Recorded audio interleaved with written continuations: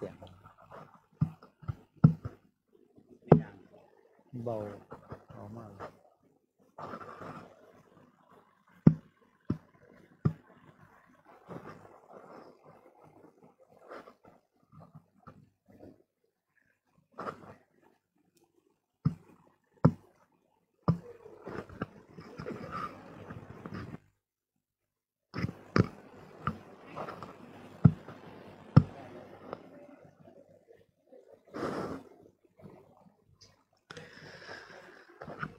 ครับกิจกรรมวันโกนสำนักวิปัสสนากรรมฐานวัดบรรดาศรีจอมทองวรวิหารตามธรรมเนียมประเพณีปฏิบัติในทุกๆวันโกน7 ค่ำก็ดี13 ค่ำหรือ14 ค่ำก็ดีจะได้มาประชุมพร้อมกันเพื่อที่จะได้ร่วมกิจกรรมมีการไหว้พระสวดสาธยายพุทธคุณธรรมคุณสังฆคุณ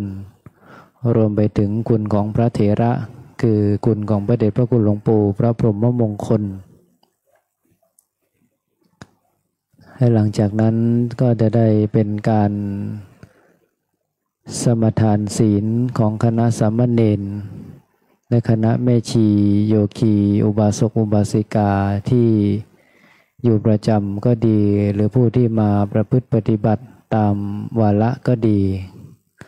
และหลังจากนั้นก็จะได้รับฟังพระธรรมเทศนาไปตามลำดับหลังจากจบพระธรรมเทศนาพระเดชพระคุณหลวงปู่ได้มีแบบแผนวางรูปแบบให้เราได้เจริญจิตภาวนาก่อนที่จะแผ่เมตตาแล้วก็วันทานหลวงวันทานน้อยแล้วก็กล่าวคำบูชาพระรัตนตรัยตามลำดับบัดนี้ได้เวลาอันสมควรจะได้ขอกราบพระรัตนาหลวงพ่อพระณัฐวัฒน์ภัทโกได้เป็นตัวแทนกดสวิตช์ไฟเครื่องนมัสการบูชาพระรัตนตรัยเบื้องหน้าโต๊ะหมู่บูชาอาราธนาพระสงฆ์สามเณรเจริญพรอุบาสกอุบาสิกาได้น้อมประคองอัญชลีนะครับ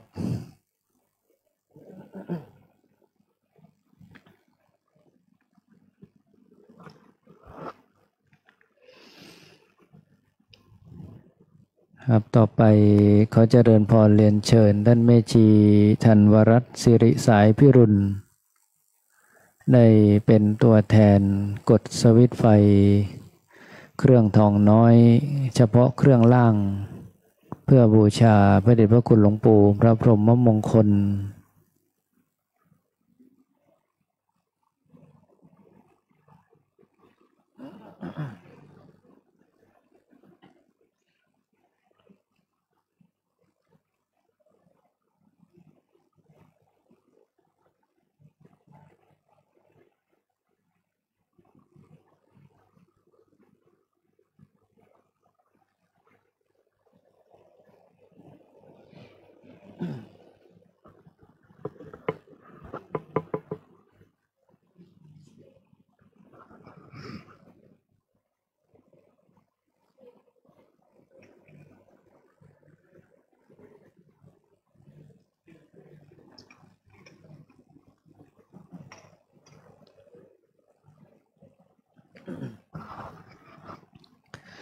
ครับกล่าวคำบูชาพระรัตนตรัยโดยความพร้อมเพรียงกันนะครับหิมินาสการเรนะตังพุทธังอภิปูชยามาอิมินาสการเรนะตังธัมมังอภิปูชยามาอิมินาสการเรนะ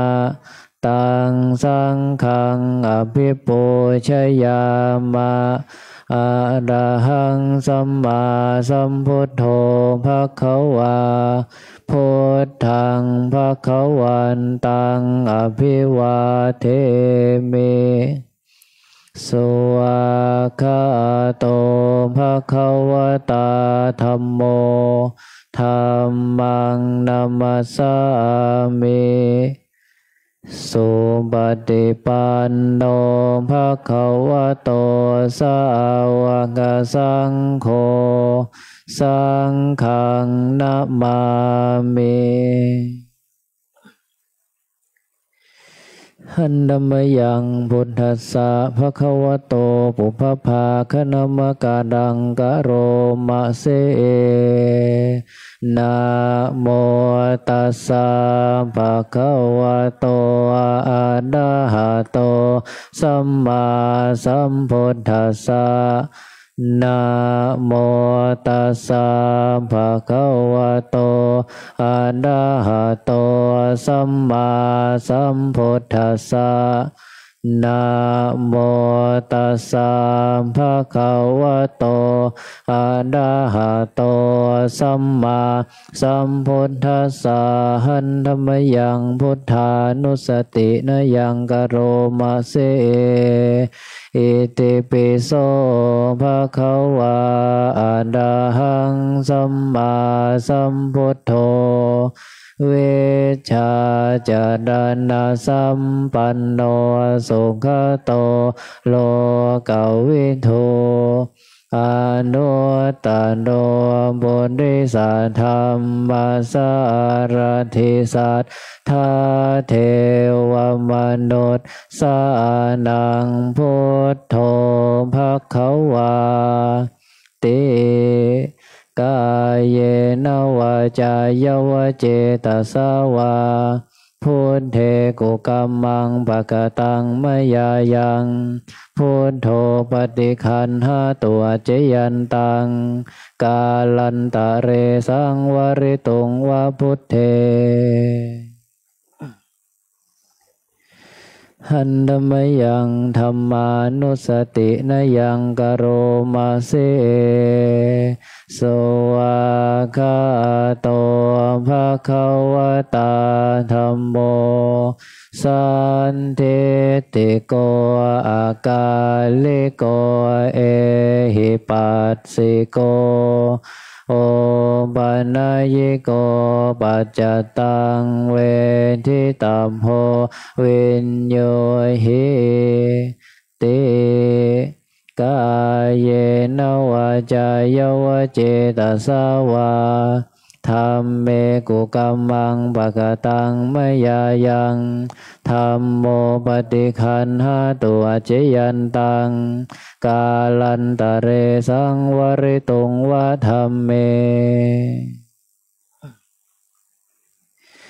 หันธัมมยังสังขานุสตินะยังกะโรมะเสสุปฏิปันโนภะคะวะโตสาวกสังโฆโอชุปฏิปันโนภะคะวะโตสาวกสังโฆยายาปฏิปันโนภะคะวะโตสาวกสังโฆสามิจิปฏิปันโนภะคะวะโตสาวกสังโฆยะทิทังจัตตาลิปุริสายุคานิอัตถาปุริสัมปุคลาเอสัมภะคะวะโตสาวกสังโฆอาหุนายโยปาหุนายโยทักขินายโยอัญชลิกัลลนิโยอนุตตรังปุญญเขตังโลกัสสาติกายเยนวาจายวเจตสาวาสังเคกุกัมมังภะกะตังมยายังสังโฆปฏิคันหาตัวเจยันตังกาลันตะเรสังวริตุงวะสังเค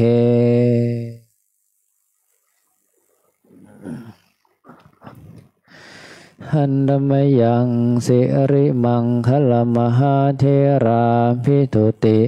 คาทายโยพนามะเสสิริธาตามหาเทโรหิริโกสิริมังคโลมังคโลปายาเมทาวิ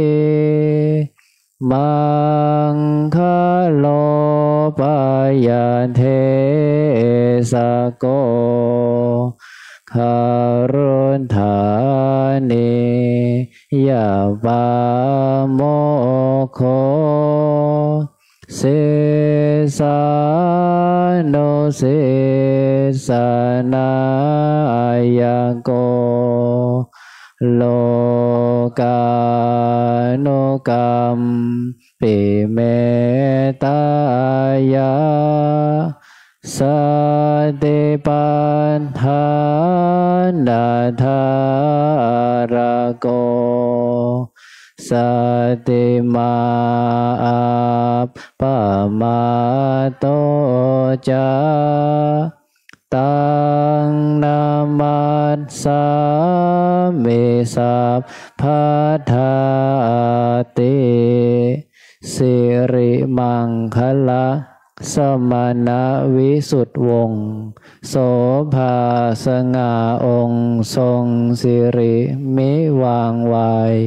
สำรวมยืนเดินนั่งด้วยละอายปัญญาขจรขจายชี้อุบายอันมงคลควรแก่ฐานะครูนำสิทธิรู้ทุกหมู่ชนชาวโลกต่างได้ยนสงเคราะห์ชนด้วยเมตตาผู้ทรงสติปัฏฐานตลอดกาลทุกเวลาทรงนำสติมาไม่ประมาทองค์อาจงามข้าขอนมัสการประดิษฐานในทุกยามเถระผู้ทรงนามว่าสิริมังคโล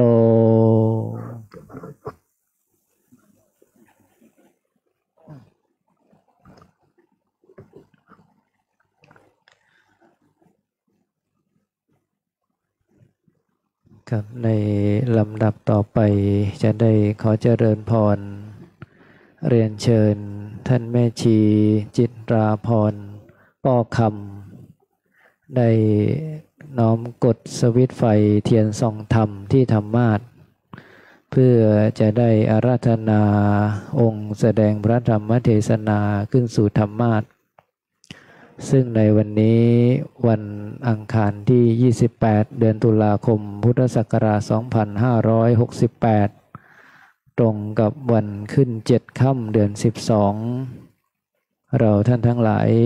ได้รับเมตตาจากพระอาจารย์มหาธนวัฒน์ธนวัฒโนปริยนธรรม9ประโยคนาคหลวงผู้ช่วยเจ้าวาดพระรามหลวงจะได้ให้ธรรมะเป็นทานในส่วนเบื้องต้นจะได้ขอกราบรัตนาพระอาจารย์พระมหาธนวัฒนวัฒโนได้ขึ้นสู่ธรรมาสน์เพื่อจะได้ให้ศีลแก่น้องๆสามเณรรวมไปถึงคณะอุบาสกอุบาสิกาสืบต่อไปขอกราบรัตนาครับ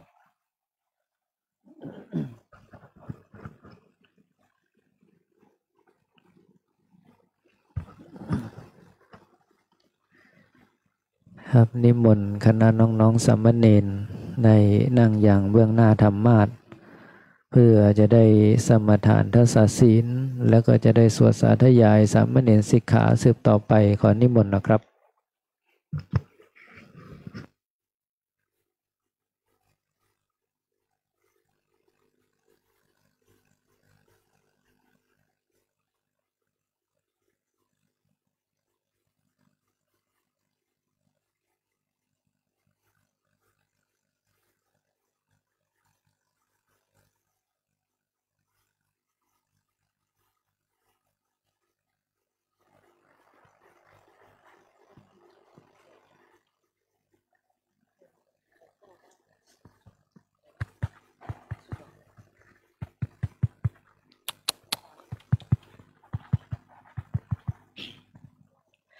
นิมนต์สามเณรทุกรูปกราบพระอาจารย์พร้อมกันนะครับกราบ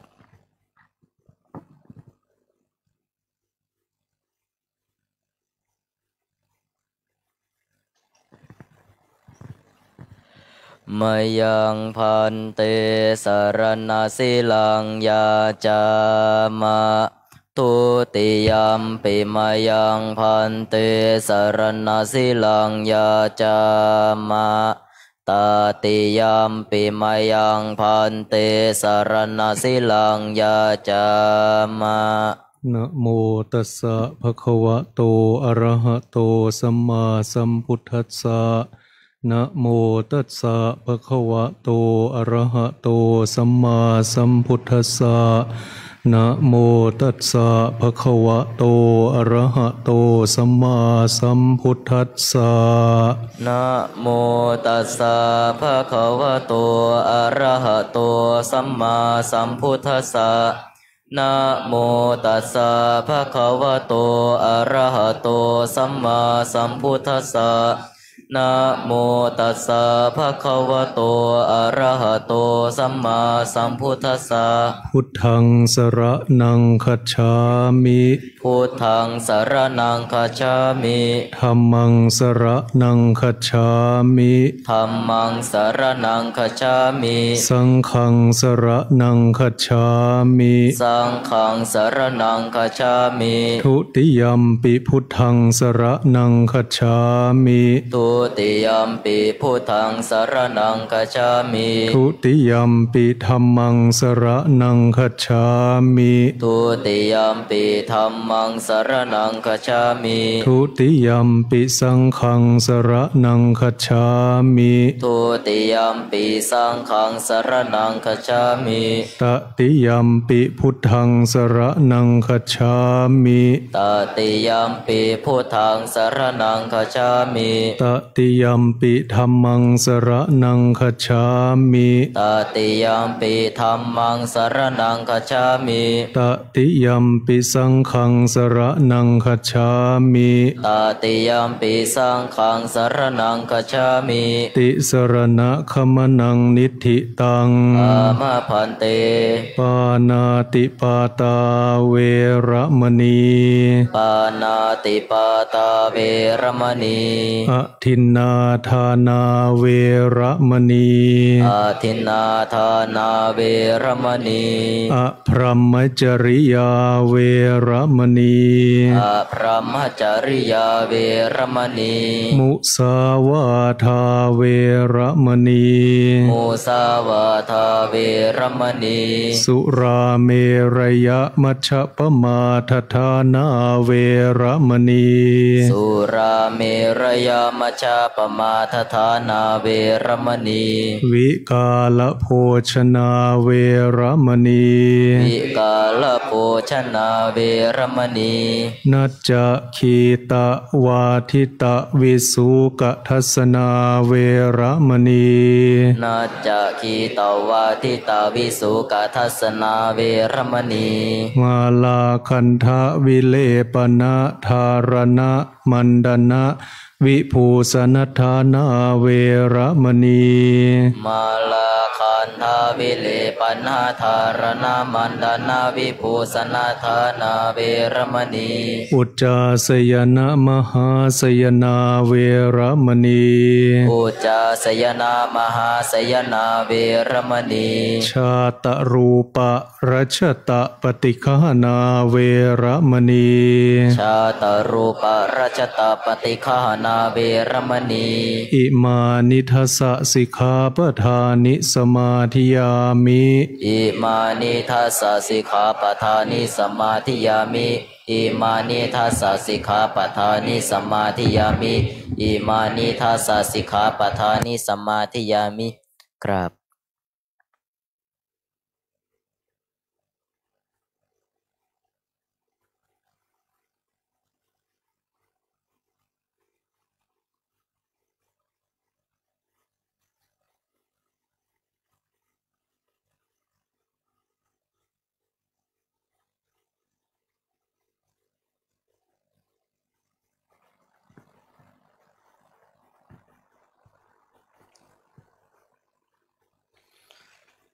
สัมพุทโธ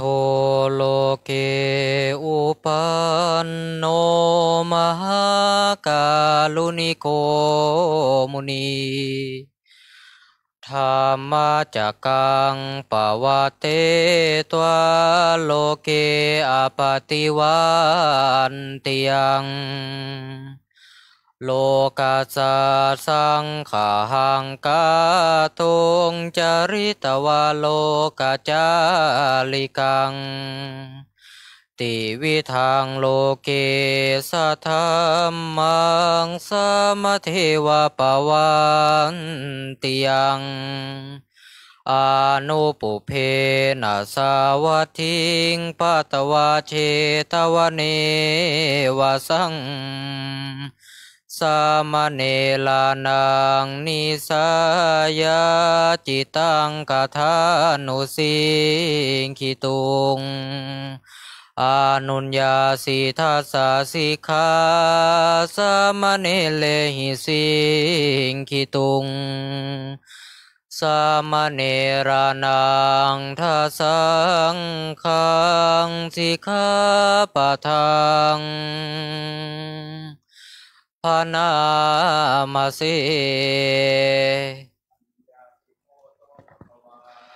สามเณรนังทัสสะสิกขาปะทานิเตสุจะสามเณเลหิสิกิตุงปานาติปาตาเวรมณีอาทินนาทานาเวรมณีอาพระมจาริยาเวรมณีโมสาวาทาเวรมณีสุลาเมลยามัชฌปมาทฐานาเวรมณีวิกาลโภชนาเวรมณีนาจักขิตวาทิตวิสุกัทสนาเวรมณีมาลาคันธาวิเลปนาธารณามันนาวิภูสนทานเวรมณีอุจจาสยนามหาสยนาเวรมณีชาตาลูปาลาชตาปฏิฆานาเวรมณีติ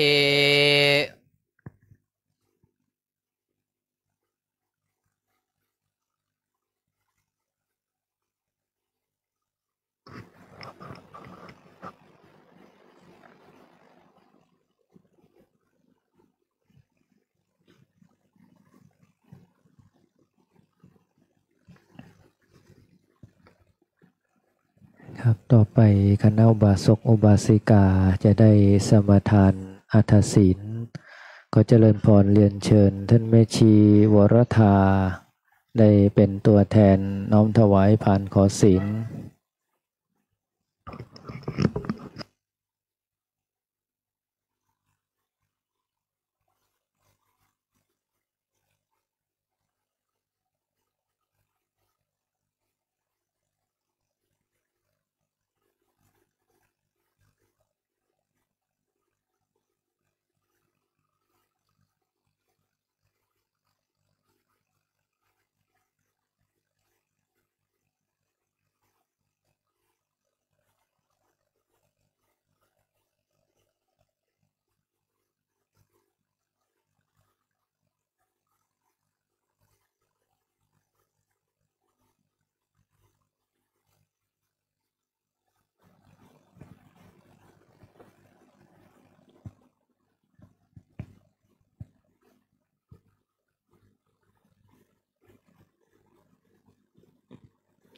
ขอเชิญทุกท่านกราบ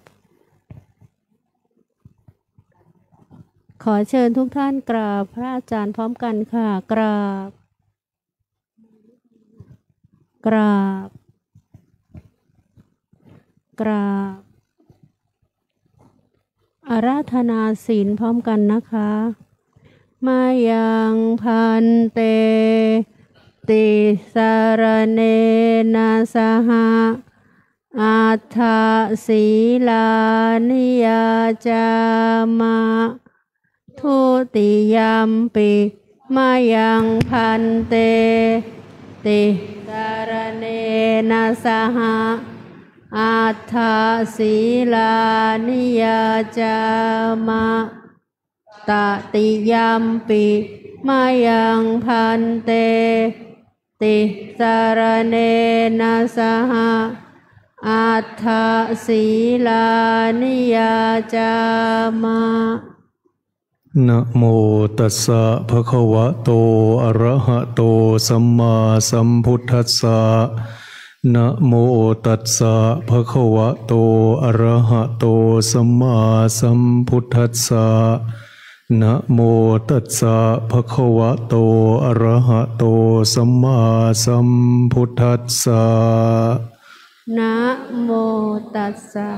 ภะคะวะโตอะระหะโตสัมมาสัมพุทธัสสะนะโมตัสสะภะคะวะโตอะระหะโตสัมมาสัมพุทธัสสะนะโมตัสสะภะคะวะโตอะระหะโตสัมมาสัมพุทธัสสะพุทธังสรณังคัจฉามิ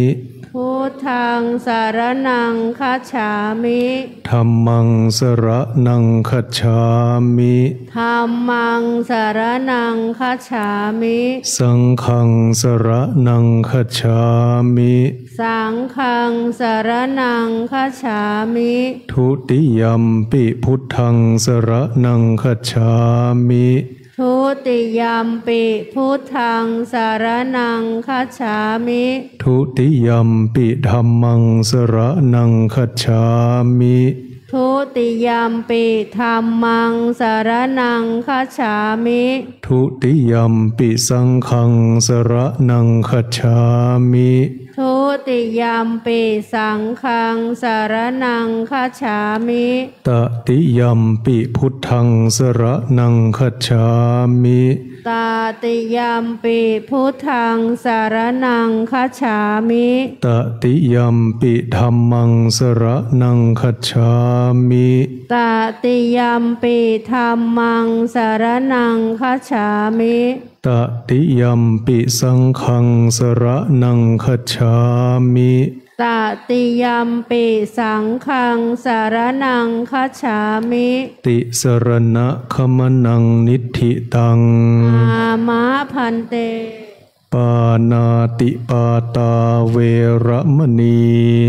สิกขาปะทังสมาธิยามิปานาติปาตาเวระมณีสิกขาปะทังสมาธิยามิอทินนาทานาเวระมณีสิกขาปะทังสมาธิยามิอาทินนาทานาเวระมณีสิกขาปะทังสมาธิยามิอพรหมจริยาเว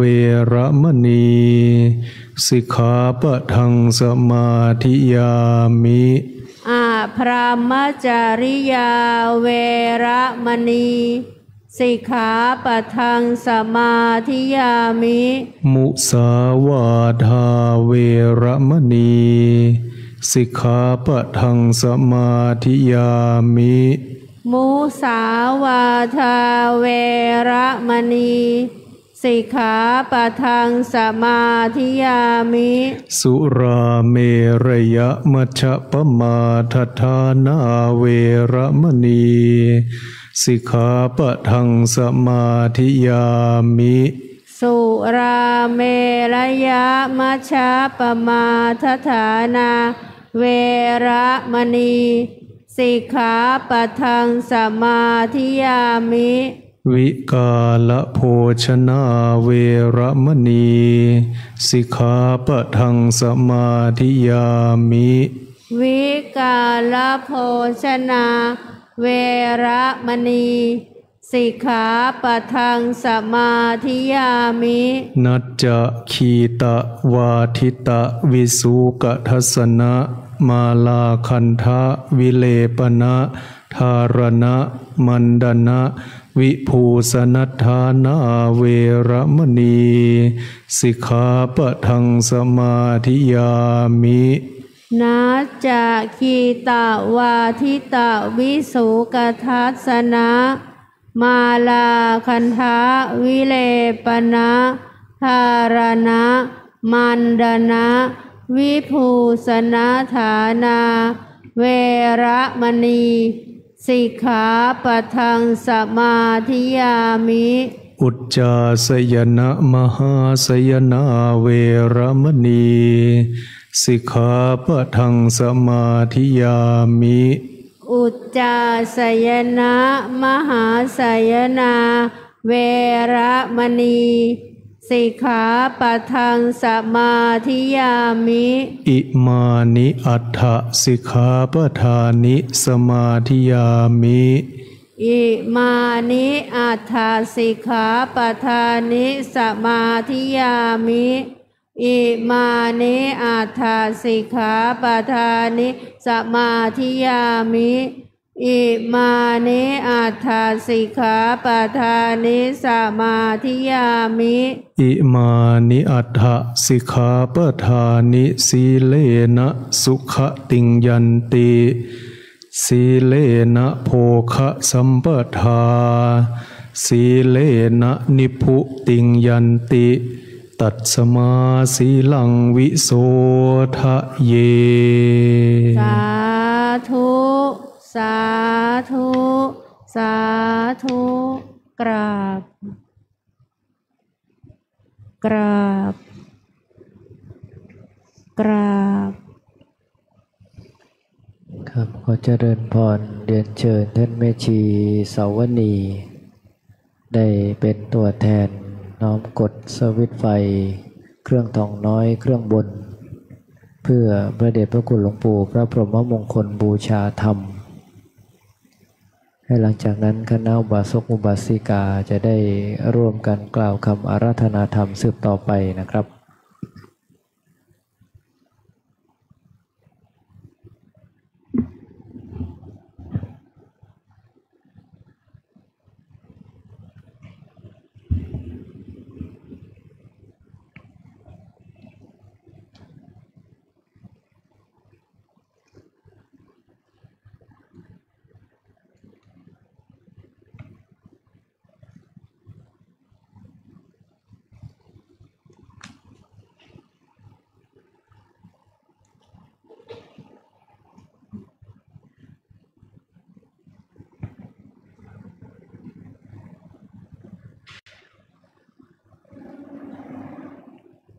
ขอเชิญคณะแม่ชีอุบาสกอุบาสิกาอาราธนาธรรมพร้อมกันค่ะพระมาจโลกาอิปติสหัมปติกาตัญชลีอานาทิวรัง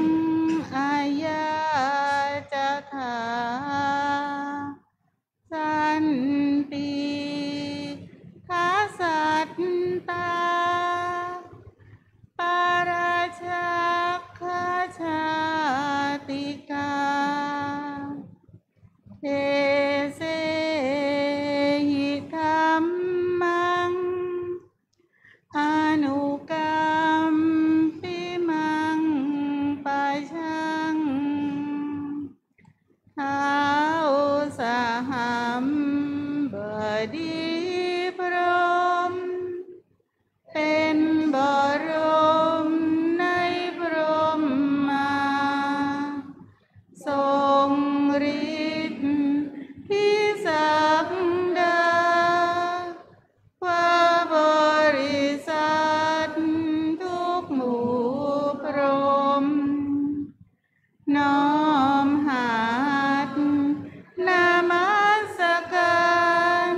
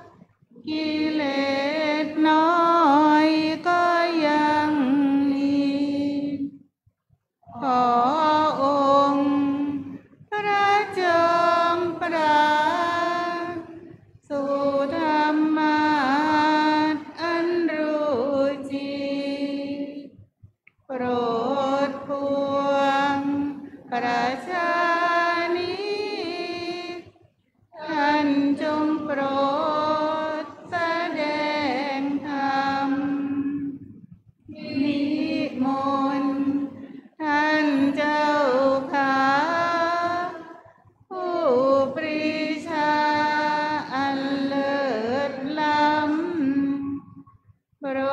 ดแสดงพระสัทธรรมเท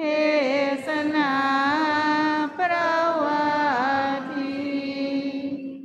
เพื่อให้สำเร็จผล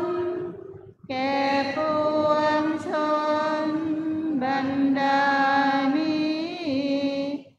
ศพสุขเกษมศรีสมดังเจตนาเถิดอาราธนังกโรมัง นะโมตัสสะภะคะวะโตอะระหะโตสัมมาสัมพุทธัสสะนะโมตัสสะภะคะวะโตอะระหะโตสัมมาสัมพุทธัสสะนะโมตัสสะภะคะวะโตอะระหะโตสัมมาสัมพุทธัสสะกถินัทธาโรจนาเมสะสัพพพุทเทหิอนุญญาโตติอิณโอกาสบัดนี้กระผมอัตมภาพขอน้อมระลึกนึกถึงคุณแห่งพระรัตนตรัยน้อมถวายความเคารพพระเดชพระคุณพระพรหมมงคลอัคคมหากรรมฐานาจริยะศาสนโสพลสิริบวรวิปัสสนากรรมฐานาจารย์หลวงปู่ทองสิริมังคละมหาเถระขอโอกาสพระเถรานุเถระขอความผาสุขสวัสดีจงบังเกิดมีแด่น้องสามเณรคณะแม่ชีอุบาสกอุบาสิกาสาธุชนทุกท่านในค่ำคืนของวันโกนนี้จะได้ขอโอกาสเวลาปรารภธรรมตามเวลาอันสมควรสืบต่อไปขออาราธนาและเรียนเชิญนำมือลงนั่งฟังธรรมด้วยความเคารพในธรรมวันนี้เป็นวันโกนตรงกับวันที่28ตุลาคม2568เป็นช่วงระยะเวลาของการทอดกฐินประจำปี2568อีกไม่กี่วันก็จะสิ้นสุดฤดูกาลกฐิน1 ปีมีครั้งเดียวมีระยะเวลาเดือนเดียวอาตมาจึงปรารภเหตุว่าเป็นวันในช่วงฤดูของการทอดกฐินจะได้นำเอาเรื่องราวของกฐินมาเล่าสู่ทุกท่านได้สดับรับฟังเราทอดกฐินเป็นประจำทุกปีแต่บางท่านก็ไม่รู้จักว่ากฐินคืออะไรปีนี้ก็เห็นข่าวปรากฏตามสื่อโซเชียลมาแล้ว1 แห่งเจ้าอาวาสเสียใจร้องไห้วัดไม่มีกฐินถ้าพระเข้าใจถ้าพระรู้จักโยมเข้าใจเรื่องกฐินเมืองไทยเรานี่จะไม่มีคำว่ากฐินตกค้างจะไม่มีคำว่าวัดไม่ได้รับการทอดกฐินจะไม่มีแต่เพราะพระไม่เข้าใจพระขออภัยพระไม่รู้จักโยมไม่เข้าใจส่วนใหญ่ไม่เข้าใจประเทศไทยก็เลยมีวัดตกค้างกฐินซึ่งจริงๆถ้าพระรู้จักโยมเข้าใจอาตมาคิดว่าวัดในประเทศไทยจะไม่มีวัดไหนที่จะตกค้างกฐินอย่างแรกเลยกฐินคือเรื่องของผ้าเรามีผ้าธรรมดาอย่างเช่นท่านแม่ชีมีผ้าขาวแล้วท่านแม่ชีมีกุศลจิตอยากสละผ้าผืนนี้เพื่อถวายพระให้ท่านนำไปตัดทำเป็นผ้าสบงหรือผ้าจีวรหรือผ้าสังคติแม้แต่ผ้าของท่านแม่ชีจะ ไม่สามารถตัดเป็นสบงได้ทั้งผืนไม่สามารถตัดเป็นจีวรได้ทั้งผืนเราสามารถถวายเป็นผ้ากฐินได้ไหมถวายได้ในสมัยก่อนพุทธกาลมีคนยากจนได้ยินเรื่องการประกาศกฐินตัวเองไม่มีอะไรโยมมีแต่ผ้าเก่าๆของตัวเองผืนไม่ใหญ่ผืนเล็กนิดเดียวได้ยินเขาประกาศเรื่องทอดกฐินทอดกฐินอันนี้ก่อนสมัยพุทธกาลนู้นอดีตชาติของพระเถระรูปหนึ่งท่านได้ยินเขาประกาศเรื่องกฐินก็เอาผ้าไปร่วมด้วยเอาไปสละถวายเป็นผ้ากฐินท่านก็ได้อานิสงส์นะวนเวียนได้มาจนกระทั่งในชาติสุดท้ายก็มาเกิดในสมัยพระพุทธเจ้าของเราท่านก็ได้บรรลุธรรมเป็นพระอรหันต์นั้นเรื่องกฐินคือเรื่องของผ้าแต่ว่าโดยส่วนใหญ่เราจะมุ่งเน้นไปเรื่องของเงินเสียเป็นส่วนมากโยมไม่กล้าเป็นเจ้าภาพกฐินเพราะมีเงินน้อยอาตมาก็เคยเห็นข่าวเมื่อหลายปีก่อนพระบางวัดเจ้าอาวาสท่านไม่พอใจเจ้าภาพกฐินบอกว่าถวายเงินน้อยเกินไปว่าไม่เอากลับคืนไปอาตมาเป็นพระและอาตมาอายแทนโอ้ตุเจ้าแบบนี้ก็มีกะพระแบบนี้ก็มีหรือนี่แสดงให้เห็นว่าพระไม่รู้จักกฐินแล้วโยมจะเข้าใจกฐินได้อย่างไรปัจจัยไม่มีสักบาทถวายผ้าก็ยังเป็นกฐินนะโยมแล้วเวลาถวายผ้ากฐินเราไม่กล่าวภาษาบาลีได้ไหมได้พูดเป็นภาษาอะไรก็ได้ที่ผู้ฟังและคนทั่วไปรู้เรื่องว่าข้าเจ้าขอทานผ้านี้เพื่อถวายให้พระสงฆ์เพื่อกรานกฐินพูดเป็นภาษาไทยก็ได้เป็นกำเมืองก็ได้เป็นภาษาปักกยอก็ได้ขอให้ทุกเจ้าเข้าใจเป็นภาษาสวยก็ได้เป็นภาษากัมพูชาก็ได้อาตมานี่พูดภาษาเขมรสูงนะโยมภาษาลาวก็ได้ภาษาอะไรก็ได้แต่เราพูดภาษาบาลีเพราะรักษามรดกทางวัฒนธรรมของพระพุทธศาสนาคือเถรวาทเราเชื่อว่าภาษาบาลีคือภาษาที่เป็นภาษารักษาคำสอนของพระพุทธเจ้าแต่ในการถวายผ้ากฐินเราจะพูดภาษาใดก็ได้เรามีผ้านิดๆหน่อยๆเราก็ไปร่วมกันหลายๆคนสละผ้ากันหลายๆคนเราก็เลยเรียกว่ากฐินสามัคคีก็ได้ไม่ใช่สละปัจจัยรวมกันเป็นสามัคคีไม่ใช่นะสละปัจจัยไปแต่ไม่มีผ้าก็ไม่เกิดประโยชน์ผ้าที่ญาติโยมเอาไปถวายจะเป็นผ้าที่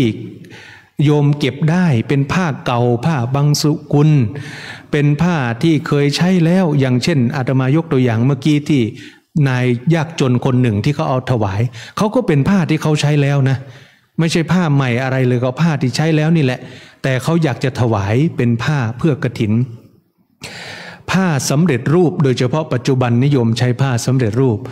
จะเป็นผ้าสำเร็จรูปก็ได้แต่ต้องเป็นผ้าสำเร็จรูปที่ตัดถูกต้องเป็นผ้ากฐินปัจจุบันการเย็บจีวรเวลาญาติโยมไปร้านสังฆพันธ์แล้วญาติโยมอยากจะได้ไตรจีวรสักผืนหนึ่งการเย็บผ้าในปัจจุบันนั้นมีทั้งเย็บถูกและเย็บผิด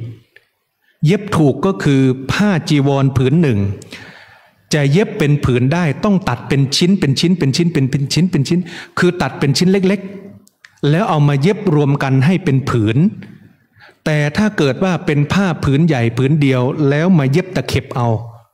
เป็นผ้าผืนใหญ่ไม่ถูกการตัดมาเย็บเป็นตะเข็บเอาแบบนี้ใช้ไม่ได้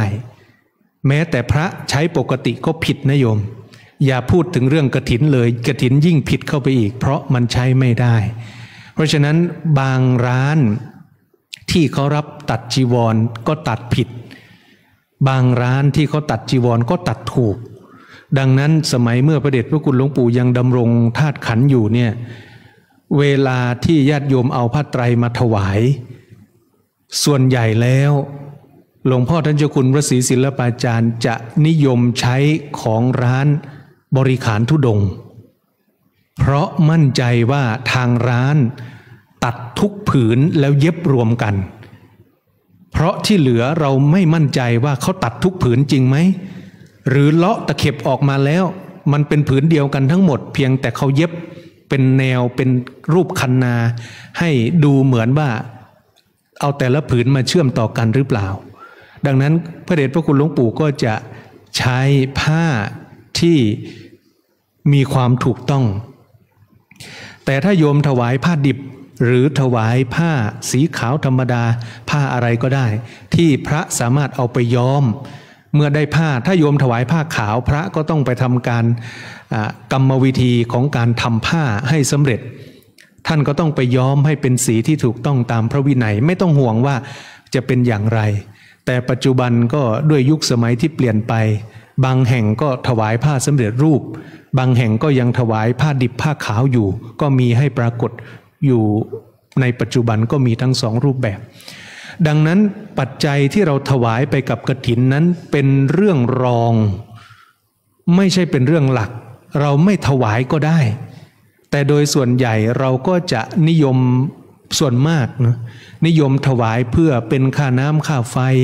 นิยมถวายเพื่อสร้างเสนาสนะอะไรต่างๆแต่ในความเป็นจริงแล้วถ้าเราไม่มีปัจจัยสักบาทเดียวถวายเป็นกฐินได้ไหมได้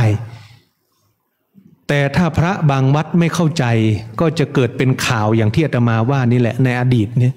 พระไม่ยอมรับแม้แต่เขาถวายยอดกฐินน้อยเกินไปก็ไม่ยอมรับอันนี้พระไม่เข้าใจอาตมาก็น่าเห็นใจเพราะพระบางรูปท่านบวชมาแล้วก็ไม่ได้ศึกษาบวชมาแล้วก็เฝ้าวัดเขาให้หากฐินก็หากรรมการวัดบอกให้หากฐินก็ไปหากฐินมาไม่รู้อีโนอีเนไม่รู้เรื่องกฐินเป็นอะไรความเป็นจริงแล้วพระจำพรรษาวัดใดไปหากฐินด้วยตัวเองได้ไหมไม่ได้ผิดทันทีเลยสมมุติอาตมาจำพรรษาอยู่วัดหนึ่งและอาตมาเห็นผ้าสวยมากอาตมาบอกท่านแม่ชีผ้านี้สวยจังเลยนะถ้าเอาไปเป็นผ้ากฐินเนี่ยน่าจะดีนะท่านแม่ชีได้ยินอาตมาพูดอย่างนั้นปุ๊บรู้ว่าโอ้ใกล้จะถึงทอดกฐินแล้วเอาซื้อผ้านี้ไปทอดกฐินวัดท่านมหาธนวัฒน์ดีกว่าแบบนี้ผิดพระไปพูดเรียบเคียงไปแสดงนิมิตให้โยมแม้แต่พ่อแม่ก็ขอไม่ได้นะกฐินเนี่ยเป็นพระอาตมาวัดสมมติถ้าวัดอาตมาไม่มีโยมจองกฐินอาตมาไปบอกโยมที่ปวารณาบอกพ่อแม่ไม่ได้ปกติพระเราเนี่ยถ้าสมมุติว่าไม่มียารักษาโรคไปบอกพ่อแม่ให้ช่วยจัดหามาให้ได้บอกโยมที่ปวารณาได้แต่เรื่องผ้ากฐินแล้วเนี่ยบอกไม่ได้แม้แต่จะวัดตัวเองเนี่ยบอกไม่ได้แต่ถ้าอาตมาชวนโยมไปทอดวัดอื่นบอกได้แต่ห้ามเข้าวัดตัวเองนะห้ามเข้าวัดตัวเองอาตมาบอกว่าท่านแม่ชีเนี่ยวัดกวัดขอยังไม่มีเจ้าภาพกฐินเราไปทอดกฐินดีไหมก็มีแต่ผ้าไปสมมตินะมีแต่ผ้าไปไม่มีปัจจัยก็เป็นอันทอดกฐินสำเร็จพูดถึงเรื่องกฐินต้องย้อนไปในสมัยพุทธกาลก่อนจะเกิดเหตุการณ์ที่พระพุทธเจ้าอนุญาตให้กรานกฐินก็คือหลังจากออกพรรษาในสมัยก่อนเวลาออกพรรษาเสร็จพระทั้งหมดจะนิยมเดินทางไปหาพระพุทธเจ้าพระพุทธเจ้าจำพรรษาอยู่ที่ไหนก็จะไปหาพระพุทธเจ้าแล้วเวลาท่านเดินทางหลังจากออกพรรษาเนี่ยมันยังเป็นช่วงฤดูฝนมี4 เดือนจำพรรษามีฤดูฝนหมดไปแล้ว3 เดือนหลังจากออกพรรษาตอนนั้นยังไม่มีการอนุญาตให้กรานกฐินนะโยมพระจะเดินทางไปหาพระพุทธเจ้ามีพระอยู่กลุ่มหนึ่งจำนวน30 รูปชื่อว่าภัททวคีเป็นกลุ่มของท่านเดินทางไปเฝ้าพระพุทธเจ้ามันเป็นช่วงปลายฝนต้นหนาวเดินทางไปก็ระยะทางประมาณ90 กิโลท่านก็มอมแมมโยมไหนจะเปื้อนขี้โคลนไหนจะฝนตกปรอยบางทีฝนตกหนักแล้วผ้าสังคติมันเปียกน้ำมันหนักโยมมันหนักสังคติธรรมดาไม่เปียกน้ำก็หนักสังคติเปียกน้ำยิ่งหนักท่านก็ลุยโคลนไปจนถึงกระทั่งวัดพระเชตวันพระพุทธเจ้าเห็นภิกษุเดินทางลำบาก ตั้งแต่พระองค์เห็นปุ๊บพระองค์ก็พิจารณาว่าจะทำอย่างไรถึงจะช่วยภิกษุเหล่านี้ได้พระองค์ก็เลยทรงอนุญาตให้กรานกฐินคือยืดระยะเวลาออกไปอีก1 เดือนหลังจากสิ้นฤดูฝนแล้วภิกษุค่อยมาหาพระพุทธเจ้าใหม่ปกติหลังออกพรรษาปุ๊บไปหาเลยแล้วมันเป็นช่วงฤดูฝนอยู่ทำให้ต้องเปียกฝนต้องเปื้อนโคลนมันไม่เหมือนกับปัจจุบันเดินทางด้วยยานพาหนะด้วยอะไรก็อำนวยความสะดวกได้สมัยก่อนเดินเท้าพระพุทธเจ้าท่านเห็นอย่างนั้นก็เลยอนุญาตให้ภิกษุจำพรรษาครบถ้วนไตรมาสแล้วกรานกฐินสาเหตุก็มาจากที่ภิกษุต้อง1จำพรรษาแล้วไปเฝ้าพระพุทธเจ้าเลยพระพุทธเจ้าต้องการให้ยืดเวลาออกไปอีก1 เดือนหลังจากกรานกฐินจบหมดฤดูกรานกฐินแล้วค่อยมาเฝ้าพระพุทธเจ้าประการที่2ก็คือเพื่อที่จะให้ภิกษุเวลาเดินทางไม่ต้องเอาจีวรสังคติสบงก็คือไม่ต้องเอาสังคติไปด้วยเก็บสังคติเอาไว้เพราะสังคติเปียกฝนแล้วมันหนักญาติโยมอาตมา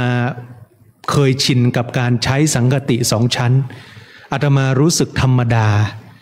แต่มีอยู่ปีหนึ่งมีพระหนุ่มมาบวชมีคนวัยหนุ่มวัยรุ่นเลยอายุน้อยกว่าอาตมาแล้วเป็นคนออกกำลังกายเป็นคนเขาเรียกว่าถ้าเป็นทางโลกก็คือเป็นคนเข้าฟิตเนสออกกำลังกายร่างกายกล้ามนี่ใหญ่กว่าอาตมาอีกมาบวชแล้วก็บอกกับอาตมาว่าพระอาจารย์ผมอยากจะทำให้ถูกต้องตามพระวินัยนะครับช่วยแนะนำผมหน่อยอาตมาก็บอกว่านี่เลยสังคติต้อง2 ชั้นนะเอาเลยสังคติ2 ชั้นแล้วก็เมืองไทยเราเอาไว้พาดบ่าใช่ไหมโยมแต่อินเดียจริงๆหรือสมัยพุทธกาลจริงไม่ได้เอาไว้พาดบ่านะแต่เมืองไทยเราเอาไว้พาดบ่าท่านซึ่งเป็นคนหนุ่มกล้ามแน่นใหญ่กว่าอาตมาอีกพาดสังคติตอนเช้าตกตอนเย็นมาบอกอาตมาอาจารย์ไม่ใช้ได้ไหมสังคตินะครับเอาออกได้ไหมครับอาตมาก็บอกเป็นอะไรหนักครับผมหนักบ่าอยู่ข้างหนึ่งครับอาจารย์ไม่หนักเหรอครับเขาถามอาตมาบอกไม่หนักอาตมากลับรู้สึกปกติเพราะหลวงปู่ก็ใช้สังคติ2 ชั้นอาตมาก็ใช้สังคติ2 ชั้นแม้แต่พระเดชพระคุณหลวงปู่นี่มีพระเถระบางรูปมาบอกท่านว่าเปลี่ยนเป็นสังคติชั้นเดียวได้ดีไหมจะได้เบาหลวงปู่ท่านก็ไม่เปลี่ยนยังไงก็เป็นสังคติ2 ชั้นอยู่เหมือนเดิมแล้วก็สังคติเนี่ยพระพุทธเจ้าไปทดลองมาด้วยพระองค์เองฤดูหนาวที่ประเทศอินเดียพระองค์ไปอยู่กลางโลกที่โล่งแจ้งแล้วก็ทรงนั่งอยู่กลางที่โล่งแจ้งในวันที่อากาศหนาวเพื่อต้องการจะพิจารณาว่าสังคติควรจะใช้กี่ชั้นในพระพุทธเจ้าไปทดลองด้วยพระองค์เองนั้นก็เลยเป็นเหตุที่มาว่าจีวรชั้นเดียวสังคติ2 ชั้นจีวร2 ชั้นสังคติต้อง3 ชั้นเพราะสังคติเอาไว้เป็นผ้าห่มเอาไว้เป็นเครื่องห่มเป็นผ้าห่มสังคติแปลว่าซ้อนแปลว่าผ้าห่มแต่ว่าเมืองไทยเราเมืองร้อนเอามาห่มเอามาพาดบ่ากันก็พาดกันจนถึงทุกวันนี้นะโยมนะก็ยังพาดต่อไปเพราะเราก็ปฏิบัติตามบุรพาจารย์รุ่นหลังที่พากันพาดบ่าก็พาดกันไปก็ไม่เป็นไรแต่จริงๆเราสามารถเอาไปห่มได้อาตมาก็เอาไปปูนั่งปูนอนบางครั้งก็ใช้ห่มในบางที่ที่ไปแล้วไม่มีผ้าห่มผ้านอนนั้นภิกษุที่เดินทางมาเฝ้าพระพุทธเจ้าเนี่ยท่านขนมาด้วยทั้งหมดทั้งบริขารพระพุทธเจ้าเมื่ออนุญาตให้กรานกฐินแล้วก็ผ่อนปรนสิกขาบทเวลาภิกษุจะเดินทางก็ไม่ต้องเอาสังคติไปเอาเก็บไว้ที่วัดที่ใดที่หนึ่งอันนี้ก็คือสิ่งที่พระพุทธเจ้าทรงอนุญาตนั้นการที่เราไปทอดกฐินในทุกๆแห่งปัจจุบันก็เถียงกันว่าพระ1 รูปจำพรรษารับกฐินได้ไหมบางสมัยก่อนนู่นนั้นก็ต้องมีความเชื่อว่าต้องจำพรรษา5 รูปถึงจะรับกฐินได้แต่ในพระวินัยในคัมภีร์ท่านอธิบายเอาไว้ว่ารูปเดียวจำพรรษาก็สามารถรับกฐินได้แต่นะอันนี้อาตมาเสริมความ ความประสบการณ์สุดตัวไปด้วยโยมในกรณีบางวัดโยมท่านจำพรรษารูปเดียวนี่แหละท่านรับกฐินได้ไหมรับได้แต่ท่านไม่สามารถจะนิมนต์พระมาครบให้เพิ่มเป็น5 รูปท่านจำอยู่รูปเดียวแต่ท่านไม่สามารถจะนิมนต์มาเพิ่มอีก4ให้เป็น5 รูปตอนไม่ใช่ตอนถวายผ้านะโยมตอนเข้าในอุโบสถตอนในอุโบสถเนี่ยท่านไม่สามารถจะนิมนต์พระมาครบได้โยมคิดว่าถ้าเราจะเปลี่ยนจากการถวายกฐินเป็นถวายผ้าป่าได้ไหมโยมคิดว่าได้ไหมท่านแม่ชีคิดว่าได้และถูกต้องด้วยแต่ทีนี้มันจะเกิดคำว่าแต่อีกแล้วโยมแต่โยมบางท่านเจ้าภาพบางคนไม่เข้าใจเพราะคิดว่ากฐินมีบุญมากกว่าผ้าป่าใช่ไหมโยมโยมคิดอย่างนั้นใช่ไหมอาตมาเชื่อว่าส่วนใหญ่แล้วคนทำบุญเราถูกปลูกฝังมากฐินปีหนึ่งมีครั้งเดียวมีเดือนเดียวถือว่าเป็นบุญพิเศษใครได้ทอดกฐินอย่างนั้นอย่างนี้โฆษณากันโอ้ยเอาจนเจ้าภาพหลงโยมคนก็หลงพอเราจะเปลี่ยนเป็นทอดผ้าป่าปุ๊บอุ้ยไม่ได้กฐินได้บุญมากกว่าผ้าป่าไม่ได้เปลี่ยนไม่ได้แค่โยมคิดอย่างนี้ก็ผิดแล้วกฐินกับผ้าป่าคือสังฆทานเท่ากันสังฆทานเท่ากันเลยโยมวางใจถูกบุญก็ถูกวางใจผิดบุญก็ผิดโยมไปถวายสังฆทานโยมตั้งใจจะถวายสังฆทานแล้วโยมไปในวัดที่มีพระอยู่รูปเดียว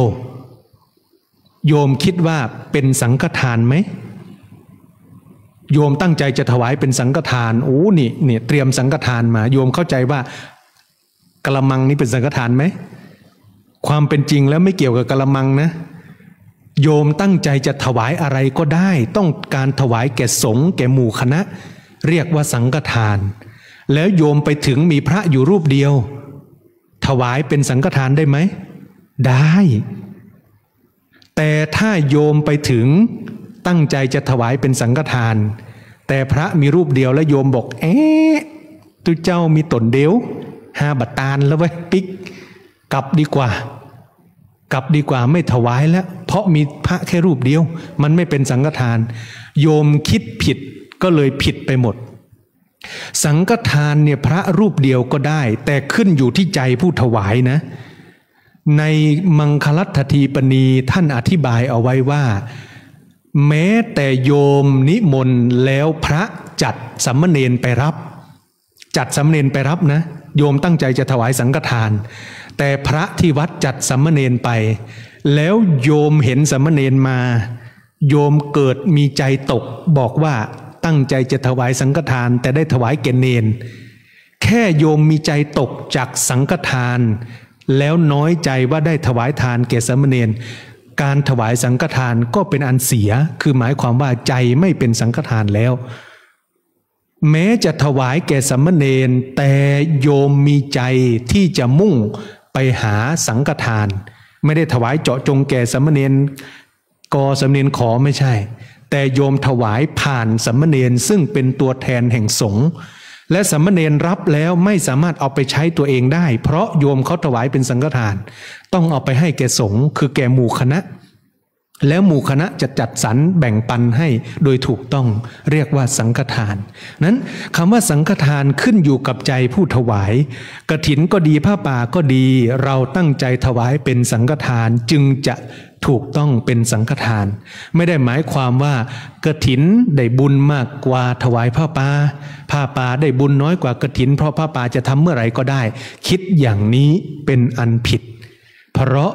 ที่ถูกแล้วต้องวางใจให้ถูกในการถวายเราถวายแก่พระภิกษุรูปเดียวแต่ใจเรามุ่งถวายเป็นสังฆทานหรือบางครั้งบางคนกล่าวคำถวายสังฆทานแต่ใจไม่เป็นสังฆทานก็ผิดเพราะคำตัวเองกล่าวเป็นสังฆทานแต่ใจนั้นต้องการถวายแก่องค์ใดองค์หนึ่ง อย่างนี้ก็ไม่เป็นสังฆทานก็ยังเป็นทานปกติธรรมดาดังนั้นการถวายกฐินถ้าเกิดว่าวัดบางวัดที่พระท่านไม่สามารถนิมนต์พระมาให้ครบ5 รูปเฉพาะตอนลงอุโบสถสวดมอบผ้านะโยมแต่ถ้าตอนรับท่านมีรูปเดียวไม่เป็นไรสมมติอาตมายกตัวอย่างนะวัดอะไรของเราสาขาของเราวัดไตรสามัคคีมีรูปเดียวจำพรรษารูปเดียววัดถ้ำบัวตองมีอยู่รูปเดียวเราไปถึงแล้วเราเจอพระรูปเดียวถวายเป็นกฐินได้หลังจากถวายเสร็จพระท่านต้องไปนิมนต์มาเพิ่มอีก4 รูปไม่ได้หมายความว่าจะต้องนิมนต์มาครบให้เป็น5 รูปตอนรับไม่ใช่นะโยมเราจำพรรษาอยู่รูปเดียวจำเป็นต้องอัปโลกไหมอัปโลกญาติโยมน่าจะไม่รู้จักโยมเคยไปถวายผ้ากฐินแล้วเวลาท่านรับเสร็จแล้วท่านจะตั้งตลปัดใช่ไหมโยมผ้ากฐินทานกับทั้งผ้าอานิสังสะบริวารทั้งปวงนี้เป็นของท่านแม่ชีวัดพระธาตุสีจอมทองข้าพเจ้าพิจารณาแล้วสมควรแก่หลวงพี่รูปนั้นหลวงพี่รูปนี้อาตมาถามหน่อยจำพรรษาอยู่รูปเดียวจะพิจารณาทำไมก็ท่านมีอยู่รูปเดียวเนี่ยโยมถ้าวัดพระธาตุสีจอมทองจำพรรษา100 กว่ารูปอันเนี้ยต้องพิจารณาต้องเลือกเอาองค์ใดองค์หนึ่งต้องเลือกเอาองค์ใดองค์หนึ่งเพราะมันมี100 กว่ารูปโยมแต่ท่านจำอยู่รูปเดียวเนี่ยเราจะไปเลือกอะไรอาตมามีสิทธิ์รับกับท่านด้วยไหมไม่มีสิทธิ์เพราะไม่ได้จำพรรษาที่วัดนี้พระจำพรรษาวัดไหนมีสิทธิ์รับเฉพาะวัดนั้นแล้ววัดไตรสามัคคีวัดถ้ำบัวตองเนี่ยท่านจำพรรษาอยู่รูปเดียวอาตมาก็พูดกับท่านแชมป์วันนั้นว่าแสดงละครหน่อยนะเพราะคนเข้าใจว่าต้องอัปโลกอาตมาก็บอกกับท่านแชมป์นะแสดงละครหน่อยนะความเป็นจริงแล้วต้องทำไหมโยมไม่ต้องทำหลวงพ่อวิจัยอรุโนท่านอยู่รูปเดียวไม่มีใครจะต้องมาเลือกกับท่านเลยไม่ต้องไปเลือกเฟ้นกับใครเลยเพราะท่านจำพรรษาอยู่รูปเดียวไม่ต้องไปพิจารณาองค์ใดไม่มีเพราะท่านมีอยู่รูปเดียวแต่เราก็ทำกันไปทุกวัดทุกวาทำกันแบบไม่รู้อีโหนอีเหน่อาตมารู้แล้วก็จำเป็นจะต้องทำเพราะบางคนไม่รู้เกิดไม่ทำเดี๋ยวไม่สบายใจอีกนะพอไม่ทำปุ๊บเอ้าทำไมวัดนี้ไม่ทำเดี๋ยวไม่สบายใจเจ้าภาพไม่สบายใจคนนั้นไม่สบายใจก็เลยกลายเป็นเรื่องที่ทำกันไปแบบเถร2 บาทโยมเคยได้ยินเถร2 บาทไหมพระเถระเจ้าอาวาสท่านเวลาฉันเสร็จล้างบาตรเสร็จท่านจะยกบาตรขึ้นมาส่องเพราะต้องการดูรอยบาตรที่มันแตกถ้าแตกเกิน1 นิ้วไปเนี่ยต้องเปลี่ยนแตกเกิน2 นิ้วไปเนี่ยต้องเปลี่ยนแล้วเป็นอันใช้ไม่ได้ท่านเลยยกบาตรขึ้นส่องแต่องค์ที่2ไม่รู้ท่านส่องอะไรก็ส่องตามนะโยมองค์ที่3ก็ไม่รู้ว่าองค์ที่2ส่องทำไมก็ส่องตามไปจนถึงกระทั่งเนนน้อยก็ยกบาตรขึ้นส่องด้วยแต่ไม่รู้ว่าองค์ที่1ส่องอะไรส่องกันตามตะพึดตะพือทำกันแบบไม่รู้อีโหนอีเหน่ทำกันแบบไม่รู้ที่มาที่ไปไม่รู้ต้นไม่รู้ปลายทำกันแบบทำตามกันมาแล้วยิ่งไม่มีคนพูดก็ยิ่งทำกันตะพึดตะพือเลยโยมนี่คือสิ่งที่เราไม่เข้าใจในการทอดกฐินทำไมอาตมาถึงต้องพูดเพราะวัดเราคือวัดพระอารามหลวงวัดพระอารามหลวงคือวัดที่วัดต่างๆจะมองเป็นต้นแบบมองเป็นตัวอย่างมองว่าวัดหลวงเขาทำอย่างไรก็จะทำอย่างนั้นดังนั้นถ้าเราทำถูกวัดเล็กวัดน้อยเขาก็จะทำได้ถูกในความเป็นจริงเนี่ยต้องอัปโลกไหมในความเป็นจริงแม้แต่พระอารามหลวงก็ไม่ต้องอัปโลกก็ได้โยมเพราะอัปโลกนี้เราไปพิจารณากันในอุโบสถก็ได้เราไปเลือกเฟ้นเอาในอุโบสถว่าสมควรจะให้พระรูปใดได้กรานกฐินนั้นพระรูปเดียวกรานกฐินเสร็จสงฆ์อนุโมทนาจึงเป็นอันสงฆ์ได้อนุโมทนาได้กรานกฐินด้วยกันพร้อมกันนั้นการกรานกฐินจึงเป็นเรื่องของผ้าที่เราต้องทำความเข้าใจให้ถูกถ้าญาติโยมเห็นพระวัดไหนร้องห่มร้องไห้ออกสื่อบอกว่าไม่มีการทอดกฐินนะหรือพระวัดไหนที่ ไม่พอใจที่โยมไปถวายปัจจัยน้อยโยมต้องทำความเข้าใจให้ถูกต้องถ้าพระท่านไม่เปลี่ยนแปลงก็งดซะโยมวัดนั้นไม่ต้องไปทอดล็อกไม่ต้องไปถวายอย่าไปส่งเสริมสิ่งที่ท่านทำผิดแต่เราจะถวายปัจจัยร่วมกับบุญกฐินได้ไหมได้เพราะเราไปสมทบทุนในเป็นค่าน้ำค่าไฟก็ได้หรือเป็นค่าบูรณะปฏิสังขรณ์เป็นค่าอะไรที่มันสมควรที่วัดนั้นท่านจะใช้ก็สามารถถวายด้วยได้แต่เราไม่จำเป็นที่จะต้องบอกว่าโยมไม่ได้มีเงินมากโยมกลัวจะไม่ทำแล้วอายเขาอันนี้ก็เป็นสิ่งที่เราเข้าใจผิดคลาดเคลื่อนไปนั้นการทอดกฐินแม้แต่เรื่องบางเรื่องนี้เป็นเรื่องของพระอาตมาก็จะไม่พูดเยอะในวันนี้เพราะว่าพระมีจำนวนน้อยญาติโยมมีจำนวนมากพูดเอาเฉพาะส่วนที่เกี่ยวข้องกับญาติโยมที่เกี่ยวกับการทำบุญกฐินเพราะอาตมาว่าเราไปบุญกฐินมาหลายที่หลายแห่งก็อาจจะไม่เข้าใจว่ากฐินมันควรจะทำอย่างไรทำให้ถูกต้องแล้วก็จะได้ไม่เสียเรื่องของการทำบุญกฐินด้วยอย่างบางที่บางแห่งอาตมาไปอย่างเช่นที่วัดหนึ่งเนี่ยอาตมาไปมีพระจำพรรษาอยู่รูปเดียวท่านนิมนต์มาไม่ได้ครบทั้ง5รูปก็เพราะว่าพระแต่ละวัดก็ติดงานกันหมดติดภารกิจทั้งหมดดังนั้นเวลาท่านโยมถวายเป็นกฐินแล้วแต่ท่านไม่สามารถทำเป็นกฐินได้ถามว่าใครเสียหายโยมเสียหายไหมโยมไม่เสียหายเพราะใจของโยมถวายสำเร็จเรียบร้อยแล้วแต่ถ้าโยมถวายไปแล้วเกิดมารู้ว่าท่านไม่สามารถกรานกฐินได้แล้วโยมมาจิตตกอันนั้นจิตของโยมก็จะเสียหายไปแต่ถ้าโยมเข้าใจถูกว่าโอ้ท่านไม่สามารถนิมนต์พระมาทำสังฆกรรมมอบผ้าให้ท่านได้ท่านก็เลยไม่ได้กรานกฐินบุญของเราไม่เสียบุญของโยมไม่เสียถ้าโยมเข้าใจถูกแต่พระท่านไม่ได้กรานกฐินไม่ได้กรานกฐินก็คือพระท่านจะไม่สามารถลดหย่อนสิกขาบทตามที่พระพุทธเจ้าผ่อนปรนให้5ข้อได้ถ้าถามว่าท่านไม่สามารถที่จะลดหย่อนสิกขาบทผ่อนปรนได้5ข้อก็ต้องทำยังไงก็ไม่ต้องทำยังไงปฏิบัติแบบเดิมเคยรักษาศีลยังไงก็ปฏิบัติแบบนั้น5ข้อที่พระพุทธเจ้าลดหย่อนให้เนี่ยก็ไม่จำเป็นที่จะต้องไปยกเลิกเพราะตัวเองไม่ได้อานิสงส์ของการกรานกฐินปกติถ้าพระจำพรรษาครบ3เดือนแล้วได้รับกฐินพระพุทธเจ้าจะผ่อนปรนสิกขาบทให้5ข้อจะผ่อนปรนให้5ข้อในระยะเวลารวมแล้ว4เดือนถ้าได้จำพรรษาด้วยก็เป็น5เดือนนะโยมคือสิกขาบท5ข้อเนี่ยพระ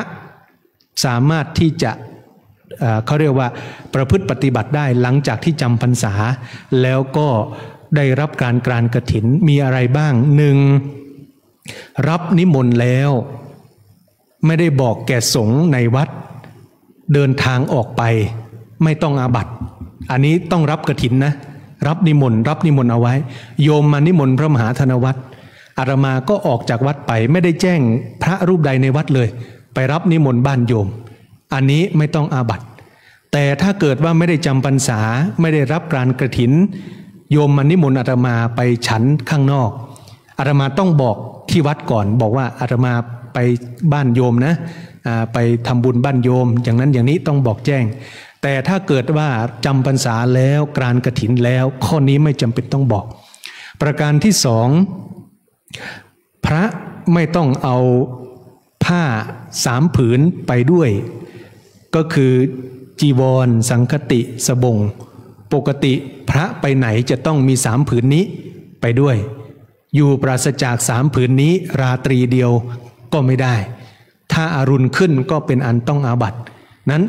ถ้าจำพรรษาแล้วกรานกฐินแล้วพระไม่จำเป็นต้องเอาผ้าไปครบ3ผืนนี่คือข้อที่2ข้อที่3สามารถฉันฉันเป็นหมู่คณะฉันเป็นหมู่คณะฉั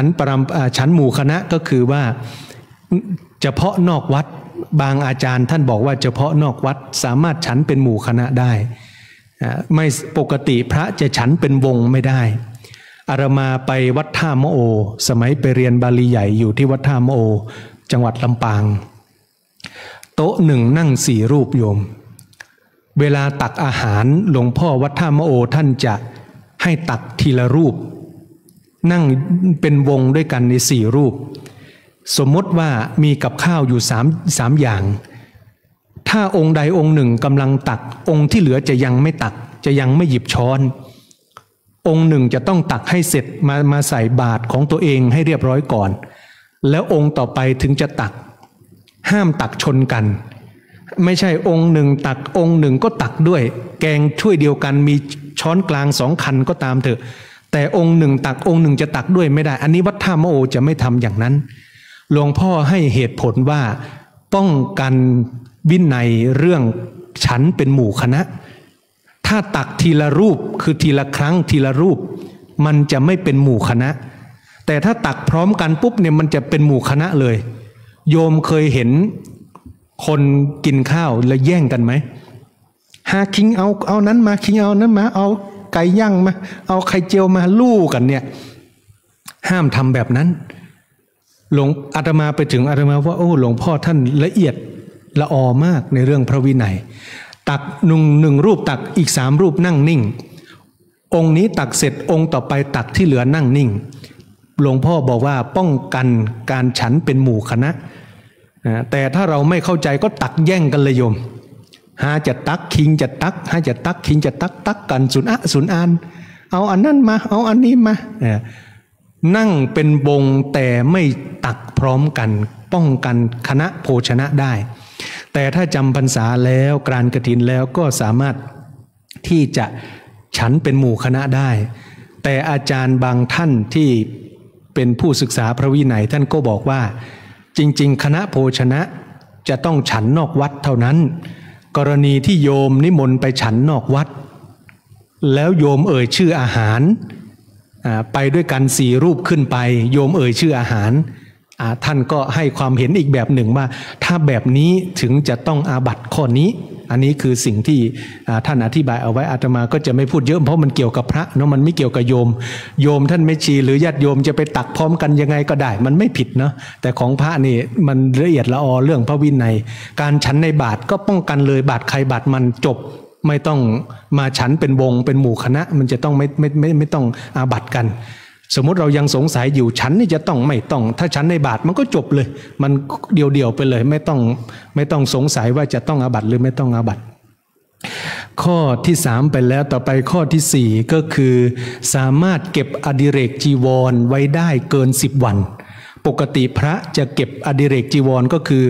เกินกว่าผ้า3 ผืนเนี่ยจะเก็บผืนที่เหลือเนี่ยไม่เกิน10 วันถ้าเกิน10 วันต้องอาบัติแต่ถ้าจำพรรษาแล้วกรานกฐินแล้วสามารถเก็บได้ไม่มีจำกัดจำนวนวันไปกระทั่งยาวไปหมดอานิสงส์ของกฐินสำหรับพระแล้วตอนนั้นค่อยกลับมาเป็นผู้รักษาวินัยตามปกติก็คือเก็บได้ไม่เกิน10 วันข้อสุดท้ายก็คือผ้าเพื่อจีวรที่เกิดขึ้นในอาวาสนั้นๆย่อมถึงแก่ภิกษุรูปนั้นๆโดยปกติแล้วถ้าไม่ใช่จำพรรษาไม่ได้รับกรานกฐินถ้าโยมเอาผ้ามาถวายเป็นสังฆทานผ้าก็จะตกแก่สงฆ์และสงฆ์จะต้องจัดแจงแบ่งผ้าให้ถูกต้องแต่ถ้าในช่วงจำพรรษาเสร็จกรานกฐินเสร็จโยมมาถวายแก่รูปใดก็จะตกเป็นของรูปนั้นเลยโดยที่รูปนั้นไม่ต้องเอาไปถวายแก่พระเถระแต่ถ้าไม่ได้จำพรรษาไม่ได้รับกฐินโยมเอาผ้ามาถวายเป็นสังฆทานพระที่รับมาจะต้องนำไปให้พระเถระหรือให้เจ้าหน้าที่จัดแจงเสียเจ้าหน้าที่การคลังของจีวรเป็นผู้ดูแลเอาไปให้ลำดับพระเถระรองลงมาก่อนถ้าพระเถระอันดับที่1ไม่เอาจนกระทั่งถึงตัวเองถึงจะรับได้อันนี้จึงเป็นวิธีการที่ถูกต้องแต่ถ้ารับกฐินแล้วจำพรรษาแล้วรับกฐินแล้วโยมถวายแก่รูปใดผ้าก็ตกเป็นของรูปนั้นได้เลยนี้คือสิกขาบทที่พระพุทธเจ้าลดหย่อนผ่อนปรนให้กับภิกษุที่จำพรรษาให้กับภิกษุที่ได้รับการกฐินนี่คือเกี่ยวกับพระจะไม่ลงรายละเอียดเยอะจริงๆมีรายละเอียดเยอะกว่านี้นะส่วนสำหรับญาติโยมก็คือว่าเราทำให้ถูกเข้าใจให้ถูกจะไม่มีวัดประเทศไทยวัดไหนเลยที่จะตกค้างกฐินไม่มีกฐินถ้าทุกคนเข้าใจถูกถ้าพระรู้จักโยมเข้าใจทำกันอย่างถูกต้องไม่มีเลยที่จะตกค้างกฐินไม่ต้องร้องไห้ออกสื่อ อย่างเช่นองค์ปีก่อนนู่นร้องไห้ออกสื่อโยมไปกันเลยได้30 กว่าล้านโยมโอ้โหร้องไห้ทีหนึ่งได้30 กว่าล้านนะแล้วทีนี้มันจะเป็นอะไรโยมเป็นตัวอย่างให้พระวัดอื่นร้องไห้บ้างซึ่งไม่ดีเลยเนี่ยปีนี้ก็มีแล้ว1 วัดนะอาตมาเห็นแล้วก็สะท้อนใจมันอายโยมอายทำไมพระเราไม่รู้จักกฐินแล้วมาออกสื่อเสียอกเสียใจร้องห่มร้องไห้ไม่มีกฐินก็อยู่ได้อยู่ไปแบบรักษาพระวินัยตามเดิมหลวงพ่อพุทธทาสเนี่ยท่านทอดกฐินวัดทานน้ำไหลสวนโมกเนี่ยครั้งเดียวเท่านั้นในชีวิตท่านนะชีวิตท่านเนี่ยท่านทอดกฐินแค่ครั้งเดียวหลังจากนั้นท่านไม่มีวัดทานน้ำไหลสวนโมกเนี่ยไม่เคยทอดกฐินอีกเลยเพราะท่านพิจารณาแล้วว่าปัจจุบันตัววัดท่านหมู่คณะท่านภิกษุวัดท่านไม่มีความจำเป็นที่จะต้องรับกฐินเพราะมีผ้าบริบูรณ์สมบูรณ์สมัยก่อนผ้ามันไม่บริบูรณ์มันไม่สมบูรณ์ปัจจุบันวัดท่านเนี่ยมีผ้าสมบูรณ์บริบูรณ์แล้วก็ไม่มีความจำเป็นสิกขาบทที่ลดหย่อนให้5 ข้อท่านก็บอกว่าท่านก็ไม่ต้องการลดหย่อนสิกขาบทดังนั้นท่านจึงไม่รับกฐินอีกเลยหลังจากรับกฐินเพียงแค่ครั้งเดียวดังนั้นวัดบางวัดที่ไม่มีกฐินถ้าท่านเข้าใจก็ไม่เป็นไรอยู่ได้เอาละทุกท่านใช้ระยะเวลามาก็ประมาณ30 กว่านาทีก็เห็นว่าพอสมควรแก่เวลาแล้วอาตมาได้ยกพระบาลีขึ้นเป็นนิเคปบทเบื้องต้นว่ากฐินการกรานกฐินนั้นเป็นสิ่งที่พระสัมมาสัมพุทธเจ้าทุกพระองค์ทรงอนุญาตเป็นบุญชนิดหนึ่งที่ชนิดเดียวที่พระสัมมาสัมพุทธเจ้าเป็นผู้ปรารภคือเป็นผู้พูดขึ้นมาด้วยพระองค์เองแล้วมีญาติโยมผู้เข้าใจความหมายมีนางวิสาขาเป็นต้นโดยได้ทำการทอดกฐินเป็นครั้งแรกนับจากบัดนั้นเป็นต้นมาจนกระทั่งถึงบัดนี้การทอดกฐินก็คือเป็นเรื่องของผ้าที่เราจะถวายผ้าเพื่อให้พระท่านมีโอกาสได้ทำจีวรระยะเวลา1 เดือนที่ท่านจะสามารถแสวงหาผ้าให้ครบ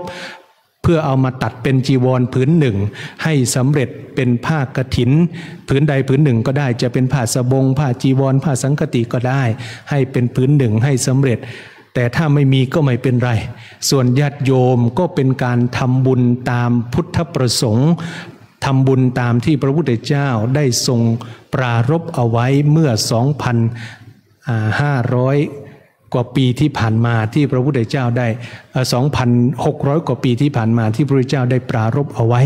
เราก็ทำตามเพื่อรักษาให้มันถูกต้องปฏิบัติให้ถูกต้องอย่าปฏิบัติการทอดกฐินแบบเถร2 บาทอย่าทำอะไรโดยที่ไม่รู้ว่ามันคืออะไรมันเป็นอย่างไรได้ยินแต่ว่ากฐินก็ใส่แต่ซองขาวแล้วก็เป็นกฐินแล้วก็จบซึ่งไม่รู้ว่ากฐินคืออะไรก็ทำกันไปเป็นบุญไหมมันก็เป็นบุญแต่มันไม่เกิดความเข้าใจไม่เกิดความรู้ที่ถูกต้องวันนี้ก็หวังเป็นอย่างยิ่งว่าอาตมาภาพได้พูดนี้จะสร้างเสริมความเข้าใจในเรื่องของกฐินได้อย่างถูกต้องจะได้ประพฤติปฏิบัติได้อย่างถูกต้องตามที่พระพุทธเจ้าทรงประสงค์เอาไว้ขอพระอานิสงส์ที่ทุกท่านได้ฟังธรรมมาดีแล้วนั้นจงเป็นพลภะเป็นปัจจัยให้ทุกท่านมีความสุขในธรรมเป็นนิจมีดวงจิตสถิตมั่นอยู่ในสัจธรรมนำตนของตนให้พ้นทุกข์ประสบสุขอันไพบูลย์กล่าวคือมรรคผลนิพพานทุกท่านอัตตมภาพแสดงพระธรรมเทศนามาเห็นว่าพอสมควรแก่เวลาจึงขอยุติไว้แต่เพียงเท่านี้เอวังก็มีด้วยประการฉนี้ธรรมยังสาธุการังกโรมาเซสาธุสาธุสาธุอะหังพุทธันจะธัมมัญจะสังฆัญจะสรณังคตาอุปาสิกาตังเทเสสิภิกขุสังฆัสสะสัมมุขาเอตังเมสารนังเขมังเอตังสารณมุตตมังเอตังสารณมาคัมมะสัพพะทุกขาปมุญจเยยะถาพลังเจริญยาหัง สัมมาสัมพุทธัสสะสนังทุกขานิสารณเสวะภาคีนิสังอนาคเตกายเยนะวาจายวเจตสาวาพุทเทกุกัมมังปะกตังมะยายัง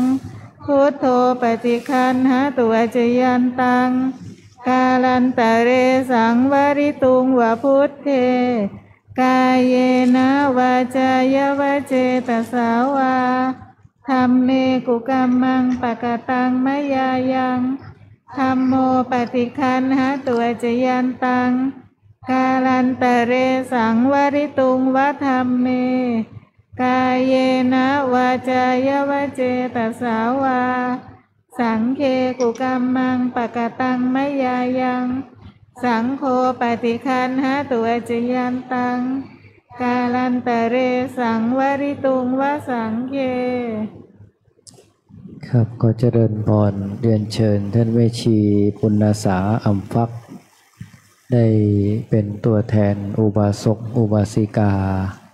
ได้เป็นตัวแทนบูชาธรรมแด่ท่านพระอาจารย์มหาธนวัฒน์ธนวัฒโนองค์แสดงพระธรรมเทศนาเขาเจริญพรเรียนเชิญครับ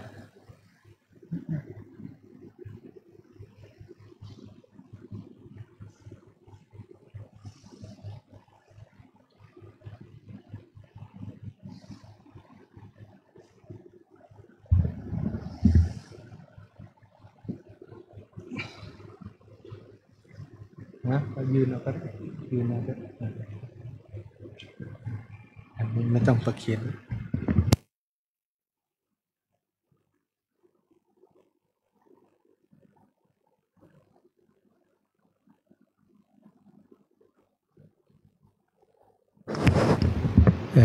ในถังเนี่ยมันมีวุ้นเส้น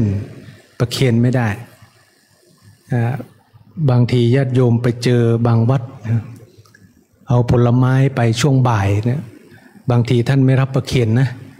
ก็คือตั้งไว้นั่นแหละเดี๋ยว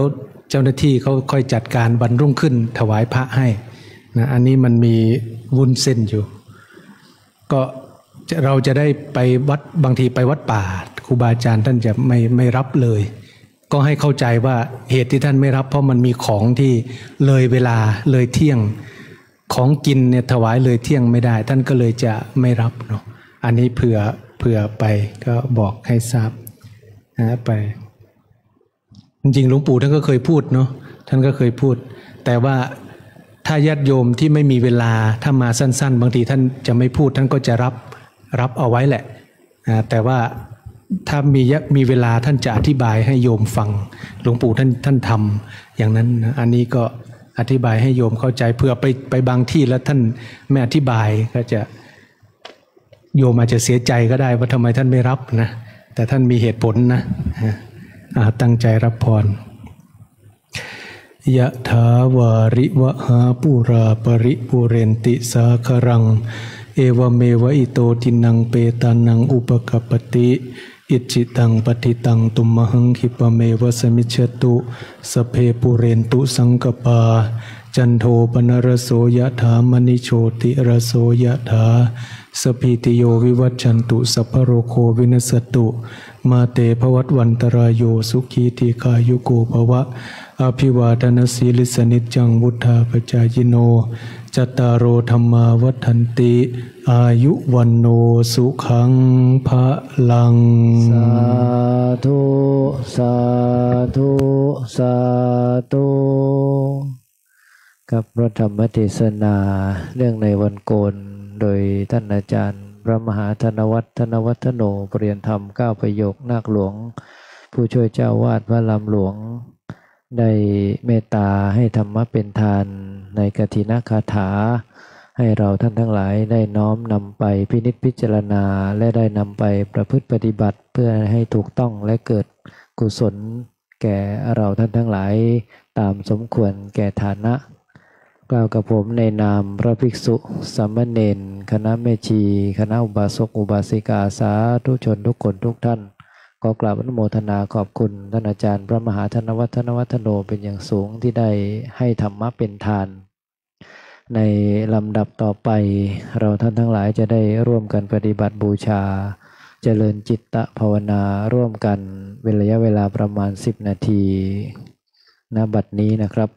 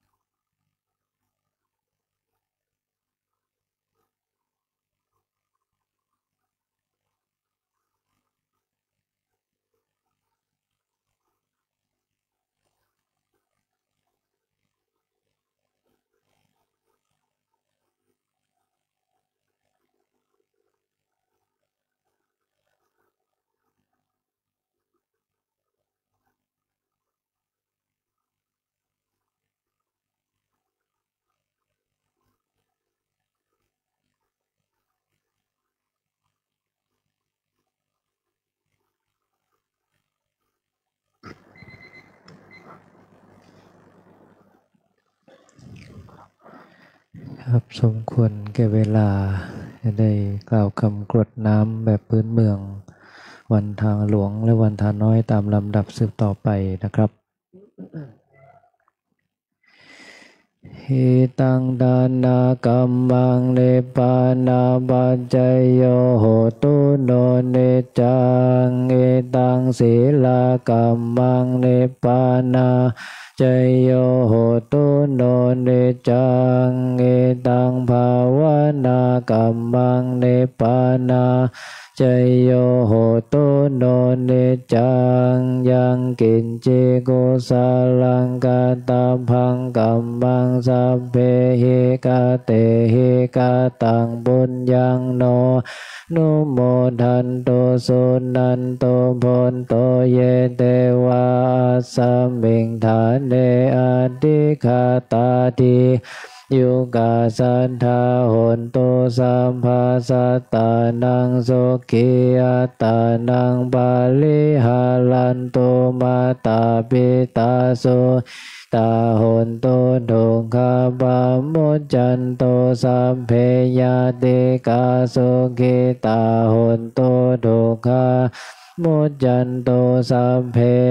ยติกาโสกิตาโหนโตทุกขบามุจจันโตสัมเพปิสาสัพเพกาสัมเพเปตาสุขิตาโหนโตทุกขบามุจจันโตสัมเพนัคขตาสุขิตาโหนโตทุกขมุจจันโตสัมเพเทวาสุขิตาโหนโตทุกขมุจจันโตสัมเพอาจาริโยปัจจายาสุขิตาโหนโตทุกขสัมภาสัมปตินังสัมมิชันตุโววันทามิพุทธังสัมพังเมโตสังฆามัฏฐาเมเตวันทามิธัมมังสัมพังเมโตสังฆามัฏฐาเมพันเตวันทามิสังฆังสัมพังเมสังฆามัฏฐาเมพันเตวันทามิโกโลปัจจาจาริเยสัมพังเมโตสังฆามัฏฐาเมพันเตวันทามิกัมมัฏฐานังสัพพังเมสังฆามัฏฐาเมพันเตวันทามิอาดาเมปัตตสีมายังสัพพังเมสังฆามัฏฐาเมพันเตวันทามิเจติยังสัมพังสัมปทานเดสุปาทิตาสาลีลาธาตุหาโพธิงพุทธาโลปังสักกาลังสัทธานาคาโลเกเทวะโลเกพระมะโลเกจัมปุติเปลังกาเปสาลีลาธาตุโยเกสาธาตุโยอันดาหันตาธาตุโยเจติยังคันธาโกติงจโตดาสิติสาธรรมขันเทสัมเพสังปาทะเจติยังอาหังวันทามิสัมภาโสกราบครับน้อมวันทานน้อยสรีระสังขารพระเดชพระคุณหลวงปู่พระพรหมมงคลนะครับวันทามิพันเตสัมพังอาบาลาทังคามาธาเมพันเตมยากาตังปุญญังสามินาอนุโมทิตาพังสามินากาตังปุญญังไมหังทาตพังสาธุสาธุอนุโมทามิกราบ